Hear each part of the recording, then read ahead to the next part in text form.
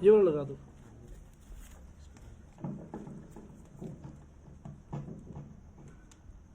Bluetooth mode FM 10. Auto input.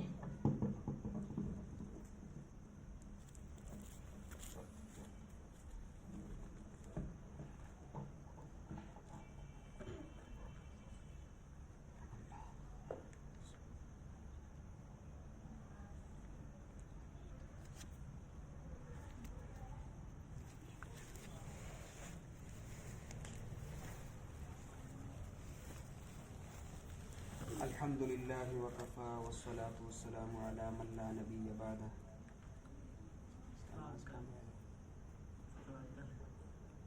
اونچی شاید ہو جاتی ہے بیک سائڈ سے، یہ ادھر سے نہیں ہوتی آواز اونچی.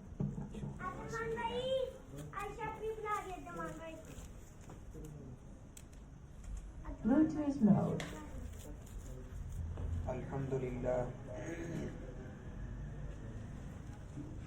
الحمد لله وكفى والصلاة والسلام على من لا نبي بعده. أما بعد فأعوذ بالله من الشيطان الرجيم. بسم الله الرحمن الرحيم. وقال الله تبارك وتعالى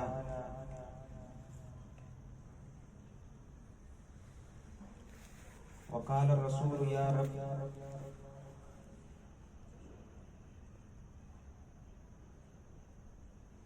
إن قوم اتخذوا هذا القرآن مهجورا. وقال في مقام آخر من أعرض عن ذكري فإن له معيشة ضنكا ونحشره يوم القيامة أعمى. قال رب لم حشرتني أعمى وقد كنت بصيرا. قال كذلك أتتك آياتنا فنسيتها وكذلك اليوم تنسى. وقال النبي صلى الله عليه وسلم القرآن حجة لك أو عليك. وقال في مقام آخر الصيام والقرآن يشفعان للعبد.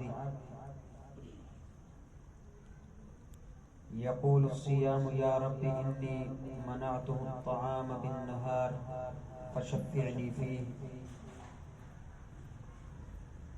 ويقول القرآن يا رب إني منعته النوم بالليل فشفعني فيه فيشفعان.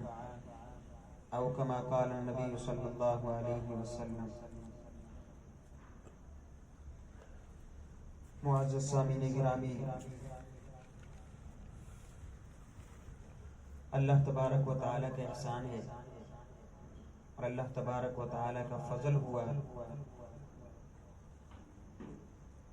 کہ ان نازک حالات میں بھی اللہ تبارک و تعالیٰ نے ہم سب کو اپنا کلام سننے اور سنانے کی توفیق عطا فرمائی. سعادت کی بات ہے، سننے والے بھی سعید ہیں، سنانے والے بھی سعید ہیں، خوش بخت ہیں، نیک بخت ہیں. ایسے حالات میں جبکہ پورے ملک میں شور مچ رہا تھا کہ مساجد کو بند کیا جائے، نماز تراویح گھروں میں ادا کی جائے، قرآن سنانے کے بجائے چھوٹی سورتوں پر تراویح پڑھ لی جائے. بڑی پریشانی ہوئی یہ باتیں سن کر کہ قرآن اور رمضان کا جو ایک تعلق ہے اور رمضان کی قرآن کے ساتھ جو برکتیں ہیں، جو بہاریں ہیں، ان حالات میں وہ کیسے نصیب ہوں. لیکن اللہ تبارک و تعالی نے احسان فرمایا، الحمدللہ ثم الحمدللہ، کہ اکثر مساجد کے اندر اسی طرح قرآن مجید تراویح کے اندر سنایا گیا۔ جن لوگوں نے گھر میں سننے کا اہتمام شروع سے کیا ہے، ان لوگوں نے بھی گھروں کے اندر وہی اہتمام جاری رکھا۔ اللہ تبارک و تعالی نے فضل فرمایا اور احسان فرمایا۔ اللہ تبارک و تعالی کا بہت بڑا شکر ہے۔ سننے اور سنانے سے مقصد کیا ہے؟ کوئی لمبی تقریر کرنا مقصد نہیں ہے، 2-4 باتیں آپ کے سامنے انشاءاللہ میں عرض کرتا ہوں اور اس کے بعد انشاءاللہ دعا کرتا ہوں۔ پہلی بات تو یہ ہے کہ رمضان کے اندر تراویح کے اندر یہ قرآن سننا اور سنانا، اس کا مقصد کیا ہے؟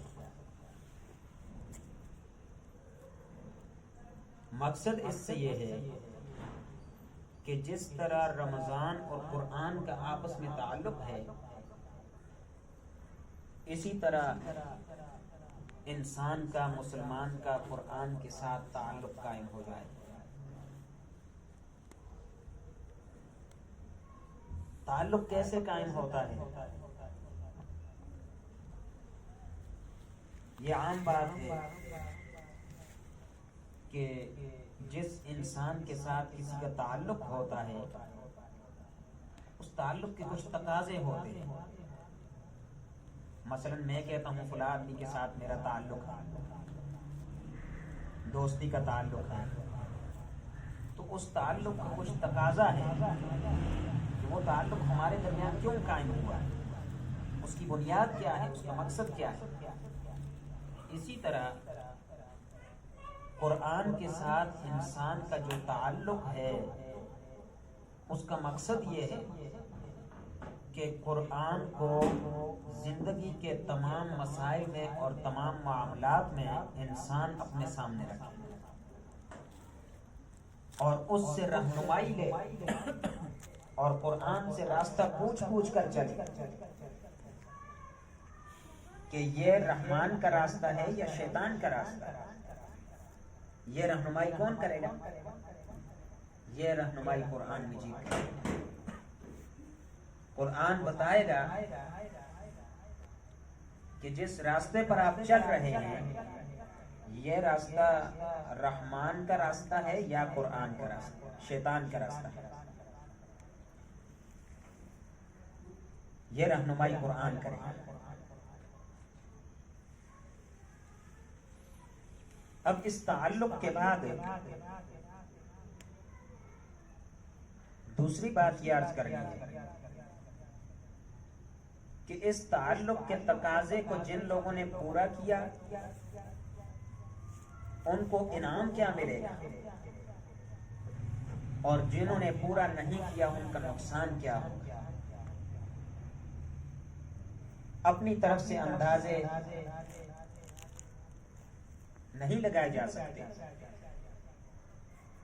خود حضور صلی اللہ علیہ وسلم نے اور قرآن مجید میں اللہ تبارک و تعالی نے ایسے لوگوں کے بارے میں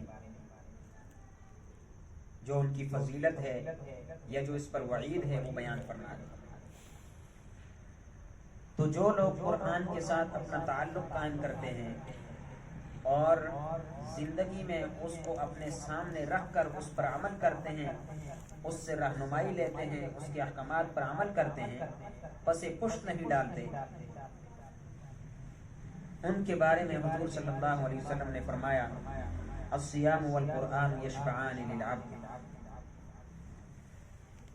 کہ روزہ اور قرآن یہ بندے کے لیے سفارش کریں گے قیامت کے دن۔ کیا سفارش کریں گے؟ آپ صلی اللہ علیہ وسلم نے فرمایا یقول الصیام ای رب انی منعتہ الطعام بالنہار فشفعنی فیہ، روزہ کہے گا یا اللہ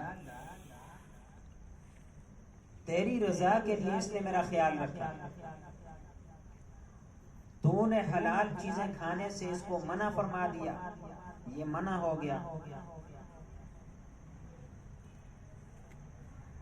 جو احکام تو نے رمضان المبارک کے مہینے میں انسان کے اس بندے کے سامنے رکھے ہیں، اس نے ان پر عمل کیا ہے۔ فشفعنی فیہ، اے رب میرے اس کے بارے میں میری شفاعت کو قبول فرما۔ روزہ سفارش کرے گا اللہ تبارک و تعالیٰ کے سامنے، فشفعنی فیہ، کہ اے رب اس کے بارے میں میری سفارش قبول کر۔ کیا سفارش ہوگی؟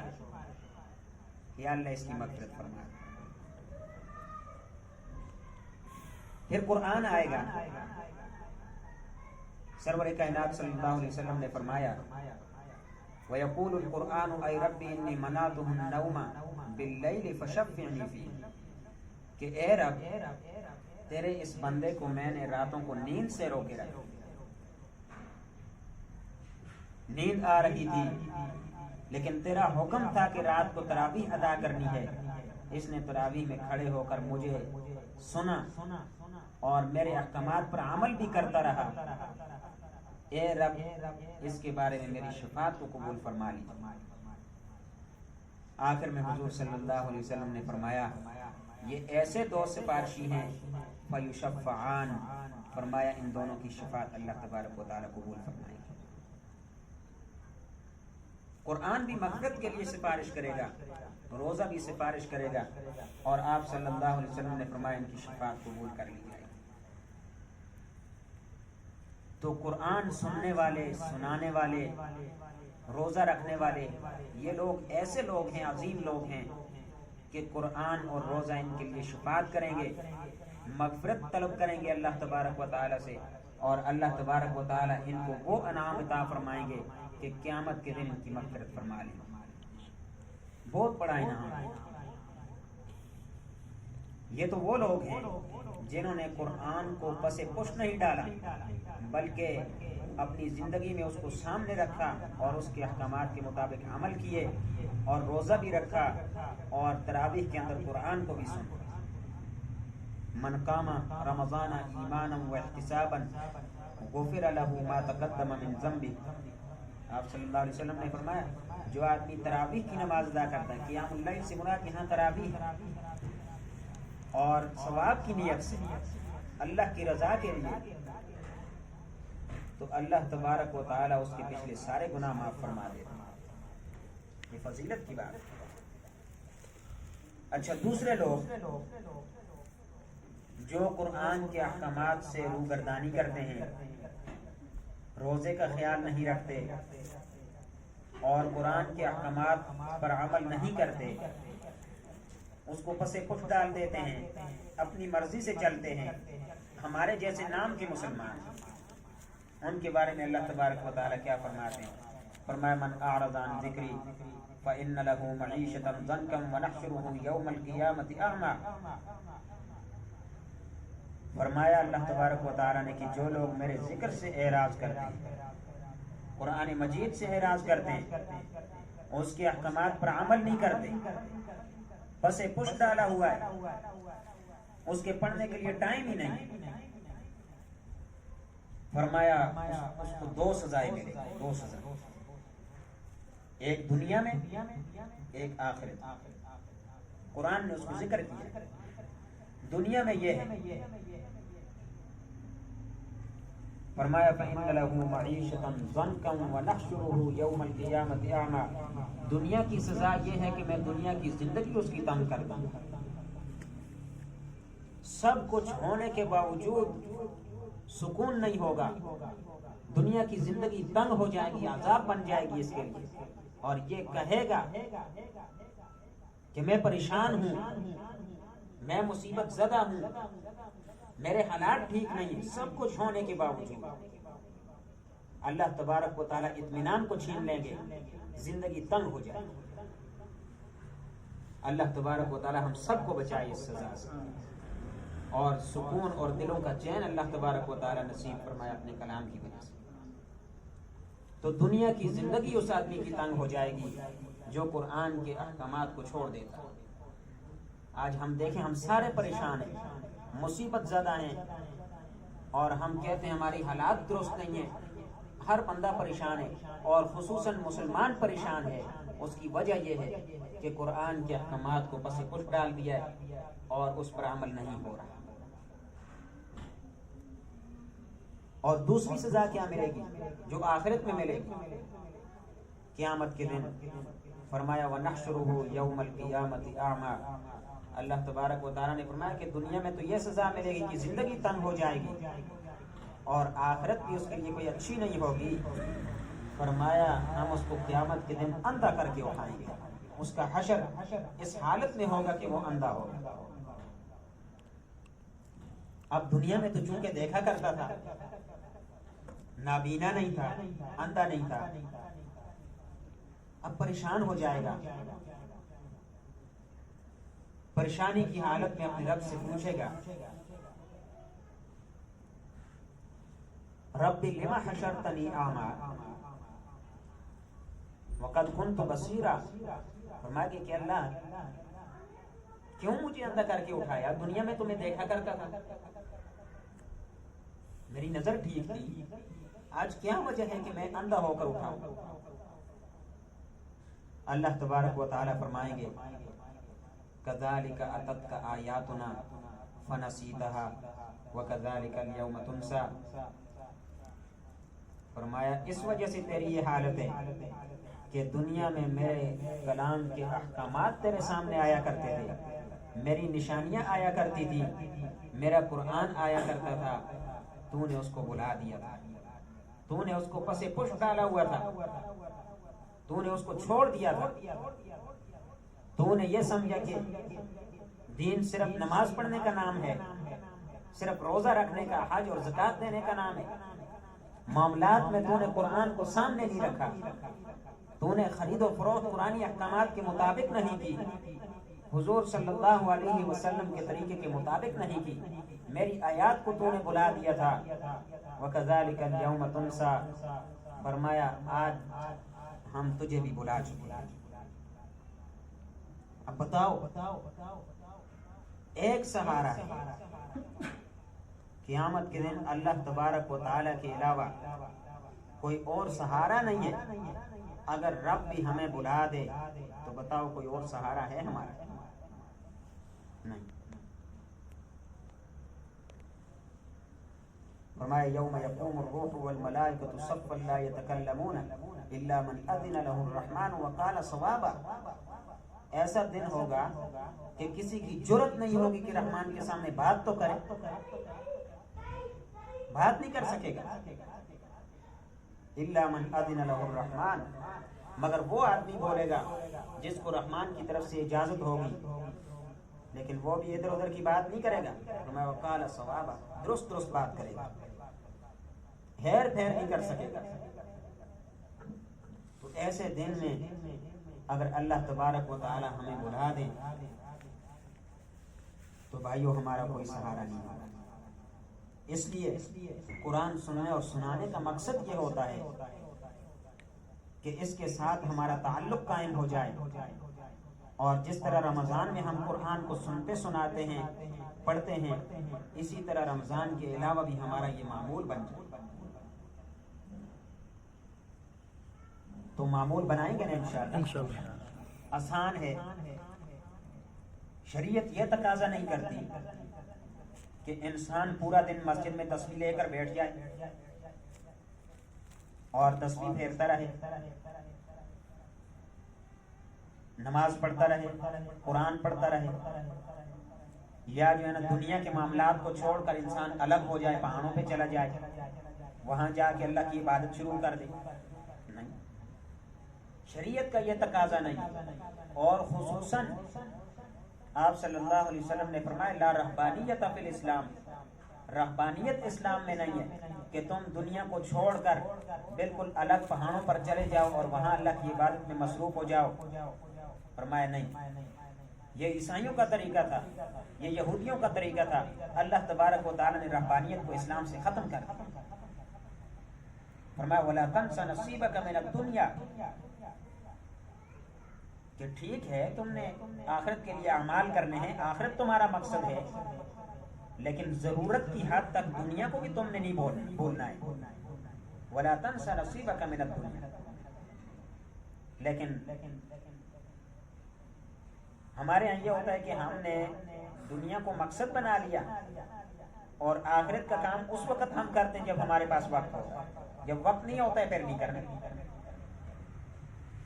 یہ ہم نے یہاں معاملے کو الٹ کر دیا. چاہیے تو یہ کہ ہم دین کا کام کریں اور ساتھ دنیا کو ضرورت سمجھ کر کریں. لیکن ہم نے کیا کیا؟ دنیا کو اصل بنا دیا، مقصد بنا دیا، اور دین کا کام اس وقت کرتے ہیں جب ہمارے پاس ٹائم ہوتا ہے. تو ایسا نہ ہو، بلکہ ایک معمول ہو کہ روزانہ میں نے 4 رکوع پڑھنے ہیں قرآن کے. اور یہ کوئی مشکل بات نہیں ہے، زیادہ سے زیادہ آدھا گھنٹہ لگ جائے گا ایک پارے پر. جو آدمی آرام سے بھی قرآن پڑھتا ہو تو وہ بھی آدھا گھنٹہ 35 منٹ میں پارہ پڑھ سکتا ہے. تو یہ رمضان کا مہینہ جو ہے اس میں عادت پڑ جاتی ہے انسان کی اعمال کرنے کی. تو یہی اعمال رمضان کے بعد کرنے میں آسانی پیدا ہو جاتی ہے. لیکن ہمارے اعمال صرف چاند رات تک ہوتے ہیں اور اس کے بعد جب چاند نظر آ جاتا ہے پھر ہمارے ہاں یہ ہوتا ہے کہ بازاروں کی طرف لوگ نکل جاتے ہیں. پورے مہینے میں جو اعمال کیے ان سب کو ضائع کر دیا جاتا ہے. حالانکہ چاند رات کی فضیلت یہ ہے کہ جتنے لوگوں کو اللہ تبارک و تعالی پورے رمضان میں جہنم سے آزاد کرتے ہیں اس ایک رات میں اتنے لوگوں کو آزاد کرتے ہیں. کوئی مغفرت تو طلب کرے اللہ سے اس رات میں. لیکن یہاں کیا ہوتا ہے؟ ہم بازاروں کی طرف نکل جاتے ہیں، جو اعمال پورا مہینہ ہم نے کیے ہیں وہ غرق ہو جاتے ہیں.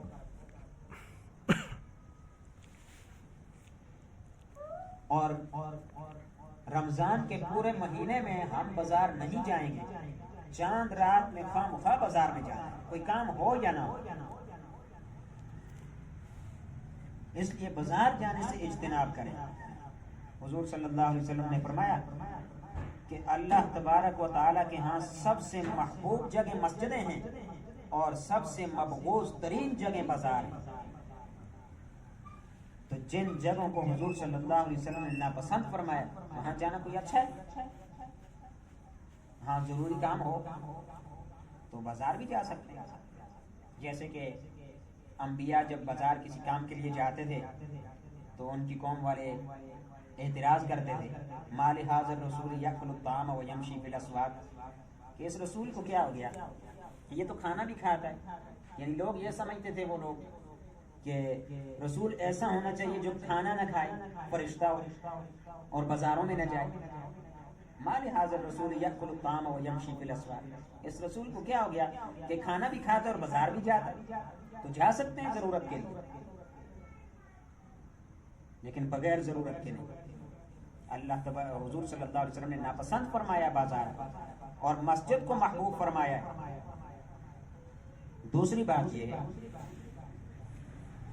کہ دین جو ہے وہ شوق پورا کرنے کا نام نہیں کہ ایک مہینے ہم نے بہت زیادہ عبادت کر لی یہاں تک کہ شوق پورا ہو گیا، جس طرح میں چاہ رہا تھا اس طرح عبادت کی ہے اس مرتبہ رمضان میں،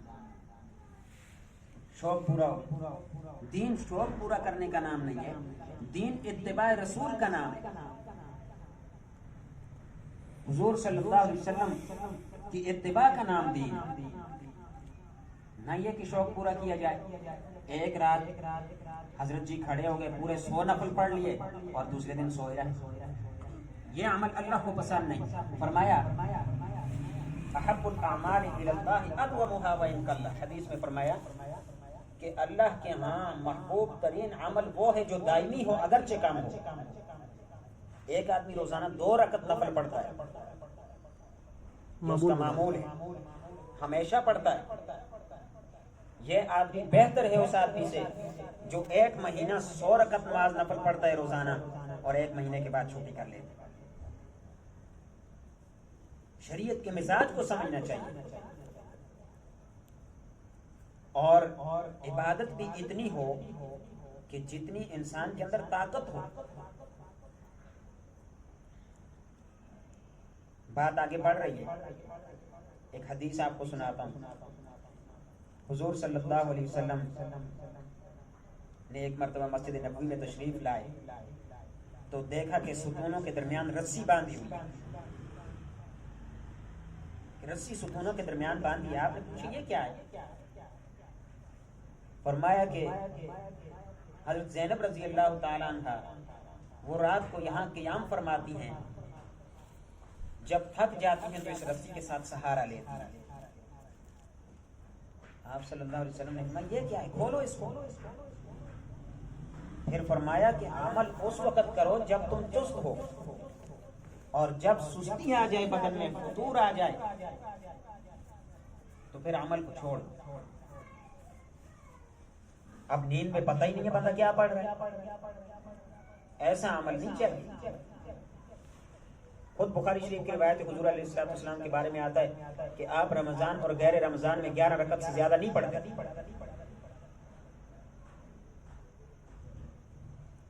اور کچھ ایسے لوگ بھی ہیں جو 100 رکعت بھی پڑھتے ہیں. نبی کا عمل کیفیت میں زیادہ ہوتا ہے کیونکہ اخلاص زیادہ ہوتا ہے. عمل کی قبولیت اخلاص کی بنیاد پر ہوتی ہے. اللہ تبارک و تعالیٰ کے ہاں کثرت نہیں چلتی، کیفیت چلتی ہے. تو آپ صلی اللہ علیہ وسلم تو 11 رکعتیں پڑھتے تھے لیکن معمول کے ساتھ، اخلاص کے ساتھ. اس کی ایک اور مثال آپ لے لیں. حضور صلی اللہ علیہ وسلم نے اپنی پوری زندگی میں ایک حج کیا، اور ہمارے اس معاشرے میں ایسے لوگ موجود ہیں جو ہر سال حج کرتے ہیں. اب تعداد میں کس کے حج زیادہ ہوتے ہیں؟ نبی کا ایک حج ہے. امت میں ایسے بھی لوگ ہیں جو ہر سال حج کرتے ہیں، تو تعداد میں امتی کے حج نبی سے بڑھ گئے. لیکن کیفیت میں زمین و آسمان کا فرق ہے. اگر پوری امت ہر سال حج کرتی رہے، نبی کے ایک حج کو کبھی بھی نہیں پہنچ سکتی. وہ کیفیت اس لیے عمل ہو، دائمی ہو، اخلاص کے ساتھ ہو، شریعت کے حدود کے اندر ہو. خود ایسے صحابہ تھے جو روزانہ ایک قرآن ختم کرتے تھے اور مسلسل روزہ رکھتے تھے. آپ صلی اللہ علیہ وسلم نے منع فرمایا کہ ایسا نہیں کرو. جب مدینہ سے ہجرت کر کے، مکہ سے ہجرت کر کے صحابہ اکرام اور حضور صلی اللہ علیہ وسلم مدینہ تشریف لائے، آپ صلی اللہ علیہ وسلم نے صحابہ کے درمیان بھائی چارہ قائم کیا. تو حضرت سلمان فارسی رضی اللہ تعالیٰ عنہ اور حضرت ابو الدرداء رضی اللہ تعالیٰ عنہ کے درمیان آپ نے بھائی چارہ قائم کیا. اب کیا ہوا کہ حضرت ابو الدرداء رضی اللہ تعالیٰ عنہ کی جو بیوی تھی، انہوں نے بتایا حضرت سلمان فارسی رضی اللہ تعالیٰ عنہ کو کہ یہ جو آپ کے بھائی ابو الدرداء ہیں، یعنی میرے شوہر جو ہیں، ان کو دنیا کے ساتھ کوئی لگاؤ نہیں. یہ دن کو روزے میں ہوتے ہیں اور رات کو یہ مصلی ڈال لیتے ہیں اور اللہ کے ہاں سجدے میں. اب سلمان فارسی رضی اللہ تعالیٰ عنہ تو سمجھ گئے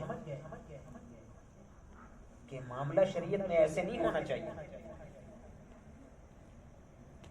تو جب واپس آئے حضرت ابو الدرداء رضی اللہ تعالیٰ عنہ دن کے وقت، تو حضرت سلمان فارسی رضی اللہ تعالیٰ عنہ نے ان سے فرمایا کہ میرے ساتھ کھانا کھائیں. تو انہوں نے کہا میں تو روزے سے ہوں.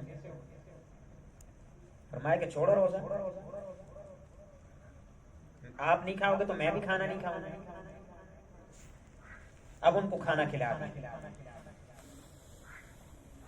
پھر جب رات ہوئی، حضرت ابو الدرداء رضی اللہ تعالیٰ عنہ نے فرمایا کہ میرا مصلی لے آؤ.